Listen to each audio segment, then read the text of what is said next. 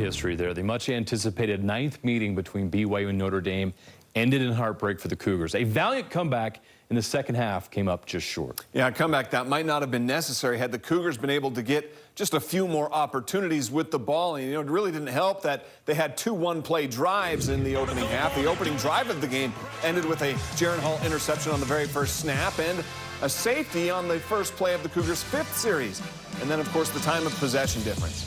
Vast. Notre Dame had the ball 22 minutes more than the Cougars. BYU had the ball for just 8 minutes in the first half. As a result, overall, BYU took 27 fewer offensive snaps than the Irish.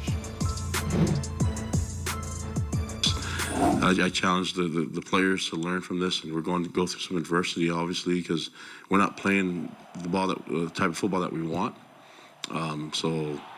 We've got to figure this out and play at our best, and all 3 phases just clicking and working well together, playing complementary football. If we can do that, then I really like our chances. We get to go home and play in front of our crowd. 1:30 kickoff, and so we'll get after it and change our schedule up and be ready and change some other things up to make sure that we can play at our best in front of our home crowd. Jaren Hall didn't look like himself against Notre Dame. He opened the game with that interception on a ball that was thrown short. Just 17 pass attempts. Obviously not as many opportunities. 9 completions, 120 yards passing and 2 touchdowns. The word is he dinged up his shoulder against Utah State. Well, he said after the game that there is no injury.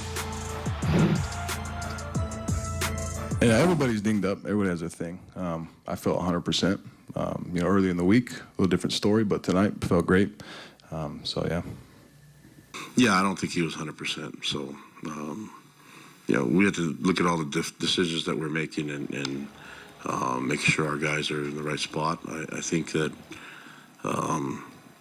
he definitely was banged up. So, yeah, we have to go back and figure out what our game plan was and see what we can do.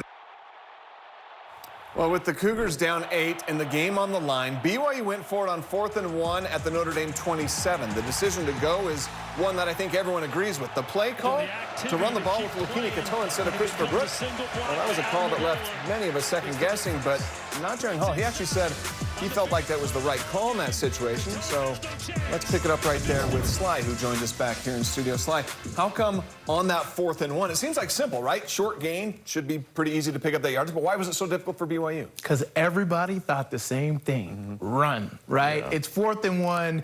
Everybody's is thinking run, and so was Notre Dame. And so with that being said, Notre Dame was selling out on the run, and they created a stalemate, and you weren't able to get no push. But here, it's this backside defensive tackle that does a great job. What he does is he shoots the gap right here, and he knocks off Connor Pay, which Connor Pay is not able to get his block because the guard is double teaming him up to the linebacker. So Connor Pay's not able to get his block, and he gets off the block and makes the tackle on Lupini Katoa. And because everybody was selling out on the run, there was a stalemate at the line of scrimmage, no push at all. Of course, you're going to get good athlete on good athlete, and it's just going to create a stalemate. So throwing in that mix, if he would have thrown a naked boot, Mason Wake could have came off of his block. It would have been an easy catch, or Jaren Hall could have just took it himself. Yeah.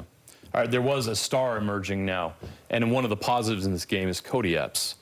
They've got a star receiver, and he's just getting better and better each week. Yeah, and as much as you can throw people the ball, they didn't get enough time, of course, to throw more times. But Cody Epps is doing a remarkable job of getting in Roderick's system and making hay. And so if you do get the ball more, you have more opportunities to throw to your premier players, Puka Nacua, Mason Wake, and Cody Epps, who is showing himself every single week.